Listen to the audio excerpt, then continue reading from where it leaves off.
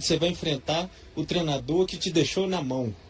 Então, tudo aquilo que você puder colocar como combustível, Rafa, o jogador tem que colocar. Tem que realmente pensar, eu quero ganhar do Flamengo, quero ganhar do Jardim, vamos mostrar, a torcida azul vai lotar esse Mineirão, o que ela vai fazer de barulho contra o Jardim, contra o Flamengo, vai ser maravilhoso. E isso vai ser o 10º jogador a favor do Cruzeiro na partida daqui, que com certeza vai ser a primeira, né? Porque vai decidir lá, porque terminou em segundo.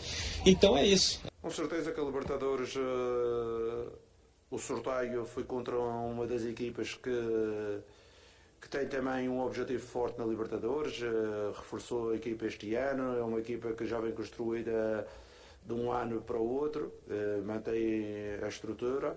Sabemos que vai ser um jogo intenso, a duas mãos, e nós, Flamengo, vamos ter o objetivo de conseguir contrariá-los, sabendo que a decisão vai ser a seguir aqui no Maracanã, a procurar fazer um bom jogo no Mineirão, para depois jogar aqui no Maracanã.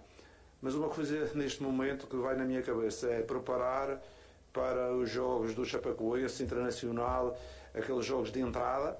Esta parte, para mim, neste momento, é o meu foco, e depois, com certeza, ter o foco nesse jogo, mas cada coisa ao seu tempo. O futebol ganhou um baita jogo em oitavas de Libertadores, que para muitos pode ser considerado até uma final antecipada. E quem sair desse confronto, que seja o Cruzeiro, vai sair muito forte, num chaveamento bem ok para chegar até a final. Então, é um confronto que o Cruzeiro vai ter mais uma chance de se provar e já está calejado dessa fase de grupos que teve várias histórias, precisou passar por várias adversidades. Então, o confronto tá ok, é bem possível o Cruzeiro passar do Flamengo. E o Flamengo, quando encara o Cruzeiro normalmente no mata-mata, o Flamengo não vai bem, não.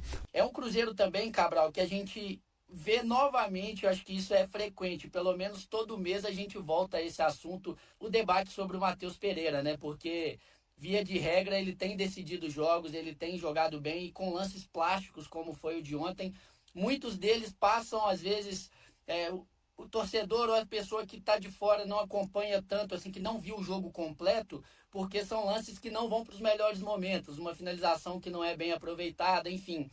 Mas o Matheus Pereira, ele de fato é muito acima da média, né, Cabral? Para o nível nacional, assim, de camisa 10, não por acaso esteve na pré-lista aí do Ancelotti, e eu acho que jogo após jogo a gente lamenta um pouquinho por ele não ter sido testado, pelo menos na seleção, né? O Matheus é diferente, né? O Matheus é um jogador diferente, de fato. Eu estava conversando com a Fernanda aqui, aqui talvez o que tenha prejudicado o Cruzeiro tenha sido a fase do começo do ano da equipe. Eu acho que aquilo prejudicou o Matheus Pereira, prejudicou o Caio Jorge, por exemplo. O Matheus já se recuperou plenamente, o Caio Jorge falta voltar a fazer gol, né? Um jogador que tem produzido, que tem ajudado, mas falta voltar a fazer gol. O Matheus Pereira não, já voltou à plena forma, mas no começo do ano eu acho que aquilo fez o Matheus de repente se distanciar um pouco da possibilidade de ser convocado para a seleção brasileira. Acho que ele é um jogador muito diferente, é um cara muito inteligente, ele pensa muito rápido, ele age, ele se movimenta bem, ele tem bola parada, ele tem... às vezes a finalização dele não é tão boa, mas aí quando você vê ele faz um gol como aquele ontem, né? Uma pintura daquela ontem, uma bola dificílima de pegar, destaque também para o ótimo cruzamento do Vidalba, né? Entrando ali como lateral esquerdo, fez um ótimo cruzamento, e o Matheus Pereira pega uma bola linda, né? Então assim, eu acho que é um jogador de fato muito diferente. O jogo do Cruzeiro passa por ele o tempo inteiro e tem que passar mesmo. Quando não passa pelos pés dele, a gente percebe um pouco mais pobre o jogo do Cruzeiro, porque ele produz algo que valoriza mais a jogada do Cruzeiro, né? Então, assim, é de fato um jogador muito diferente e é um cara que pode fazer a diferença, né? Se o Flamengo, por exemplo, no confronto com o Flamengo, se o Flamengo tem uma Arrascaeta lá, que a torcida do Cruzeiro também conhece tão bem, tem uma Arrascaeta lá, o Cruzeiro tem o Matheus Pereira aqui. Então, vamos ver quem vai ter mais garrafa vazia para vender nessa decisão, né? O Cruzeiro vai encarar aí o Fluminense, e o Fluminense ele tá vindo numa boa fase, perdeu aí contra o Mirassol, se eu não me engano, na última rodada, mas tá lá em cima. A gente tem a classificação também, viu, Jaime? Vamos dar um pulinho também na classificação? Vamos dar. Aqui hoje a gente Isso. Aí, ó, Fluminense em terceiro colocado. Palmeiras líder, Flamengo vem logo abaixo. Fluminense em terceiro. E o Cruzeiro tá lá em nono, né, gente? Então, são 7 pontos que separam as duas equipes. Esse Brasileirão, ele tá muito interessante, né, Jaime? Porque, olha, o Cruzeiro tá em nono, mas a 4 pontos do G4. Sim. Então, o Cruzeiro, ele, com a vitória de ontem sobre o Barcelona de Guayaquil, ele foi pra sétimo jogo invicto. Então, em considerando vitórias, empates, então tá 7 jogos sem perder. Não, se ganha, vai a 26, já vem pra pontuação que o Bragantino tá aqui. Exatamente. Então, o Cruzeiro, ele quer usar essa última rodada antes da parada para a Copa para dar ainda mais aquele fôlego, aproveitar a confiança de estar classificado para as oitavas de final e, é claro, já aproximando cada vez do G4 para conseguir a vaga direta também para a Libertadores. E a gente tem a provável escalação, dá tempo? Vamos nela. Simbora aí para ver a provável escalação da equipe do Cruzeiro pro jogo, ó. Otávio no gol, a gente já tá sabendo disso mesmo. A dupla de zaga, Jonathan Jesus e Fabrício Bruno. O Fagner vai estar... provavelmente não vai jogar assim, começar como titular, então deve ser Cauã Moraes. Até porque o Fagner foi muito exigido na última partida diante do Barcelona de Guayaquil. Acabou também tomando o 3º cartão amarelo. Então tá de fora para o jogo contra o Flamengo. Isso é um ponto interessante, viu? Do outro lado, o Kaique... Gerson está de volta. Gerson não jogou a partida de ontem contra o Barcelona de Guayaquil, mas vai poder jogar aí no Campeonato Brasileiro. Lucas Romero como primeiro homem, Gerson como segundo volante. E aí, Matheus Pereira sendo camisa 10, dando liberdade, amplitude. Christian aberto de um lado, Sinisterra ou Arroio. O técnico Arthur Jorge tem a volta do volante Gerson. Ele cumpriu suspensão na vitória sobre o Barcelona de Guayaquil. Uma tendência de retornar entre os titulares. E aí temos que ver o que o treinador vai fazer, se sai o Matheus Henrique ou se vai precisar ali por causa do jogo de quinta-feira muito intenso para domingo, um tempo curto de recuperação, você vai precisar fazer alguma outra alteração e fica a expectativa também quanto a Luiz Sinisterra, porque se ele começar contra a equipe do Fluminense, será o 3º jogo seguido como titular e atuando por um bom tempo. Ele já veio do duelo com a Chape, teve um dia a mais de recuperação e por isso ele foi titular diante do Barcelona de Guayaquil. E fica a dúvida então, começa neste domingo ou fica como opção no banco até para não sobrecarregar muito o próprio Luiz Sinisterra, que estava falando na zona mista sobre ser titular em 2 jogos, o que não acontecia há um bom tempo. 3 jogos então, aí é que não acontece há um bom tempo mesmo. Fica essa dúvida para este domingo. Sempre o Arthur Jorge, ele define o time naquela pré-eleição, poucas horas antes ali da bola rolar, antes do clube sair da toca ou de onde quer que esteja jogando fora de casa para ir para o estádio. Mas é fato, Leonardo Jardim está relacionando todo mundo que tem à disposição. A ideia é força máxima nesse jogo diante da equipe do Fluminense. Temos informações importantes de bastidores, porque o Cruzeiro confirmou hoje a permanência do Luiz Sinisterra. A gente tinha trazido até a informação, o Cruzeiro fez o seguinte comunicado sobre a permanência. O Cruzeiro acertou a permanência em definitivo do atacante colombiano até o fim de 2028. Seguimos juntos, Sinis. E uma foto dele com o Pedro Júnior. O novo contrato, então, até o final de 2028. E o Sinisterra, quando ele veio para o Cruzeiro, a gente já tinha falado sobre as questões. O Cruzeiro pagou inicialmente 2,5 milhões de euros pelo empréstimo de uma temporada. Agora, paga mais 3,5 milhões de euros para ficar com 50% dos direitos econômicos do atleta.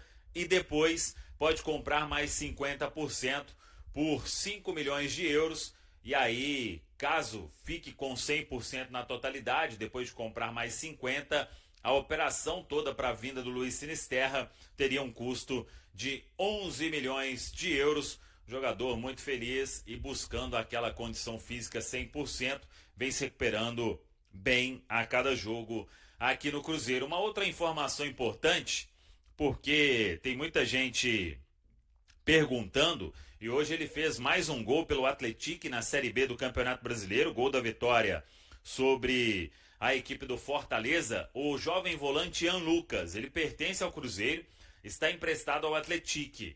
Nesta janela agora de meio de ano, pode ser que chegue alguma coisa aí para o Ian Lucas. Um dos clubes que perguntou sobre o atleta é o Internacional, porque ele foi muito bem contra o Inter na Copa do Brasil. É um jogador que o Paulo Pessolano gosta, mas até agora não tem nenhuma negociação em andamento. Mas é fato que o Ian Lucas, que ainda tem contrato com o Cruzeiro até 2027, ele possa aí despertar o desejo de outras equipes, porque vem jogando muito bem no time de Alex de Souza, Alex Talento, grande ídolo do Cruzeiro, que hoje é o técnico do Atlético. Vamos acompanhar então este cenário e torcer para que o Ian Lucas possa crescer cada vez mais, porque é um jogador que já demonstrou muito potencial. O sorteio realizado pela Conmebol nesta sexta-feira definiu um confronto brasileiro nas oitavas de final da Libertadores. Cruzeiro e Flamengo voltarão a se enfrentar em uma disputa eliminatória por vaga na próxima fase.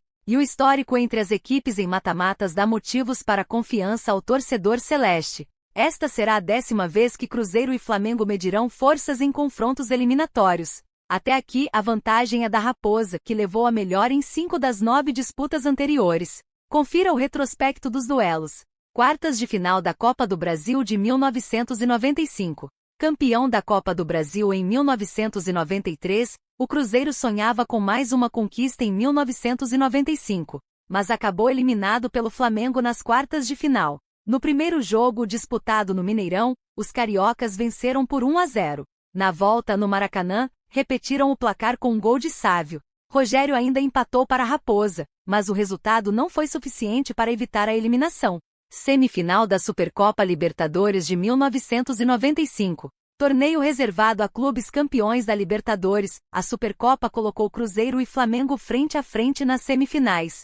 O rubro-negro venceu o duelo de ida no Mineirão por 1-0 e confirmou a classificação no Maracanã ao triunfar por 3-1, com gols de Aloísio Chulapa, Márcio Costa e Rodrigo Mendes. Belletti marcou o único gol celeste. Semifinal da Copa do Brasil de 1996. No ano seguinte veio a revanche cruzeirense. Após empate por 1-1 no Maracanã, com gols de Sávio e Cleison, as equipes ficaram no 0-0 no Mineirão. O resultado garantiu a vaga do Cruzeiro na decisão, onde o time mineiro superou o Palmeiras e conquistou seu segundo título da Copa do Brasil. Semifinal da Copa dos Campeões de 2001.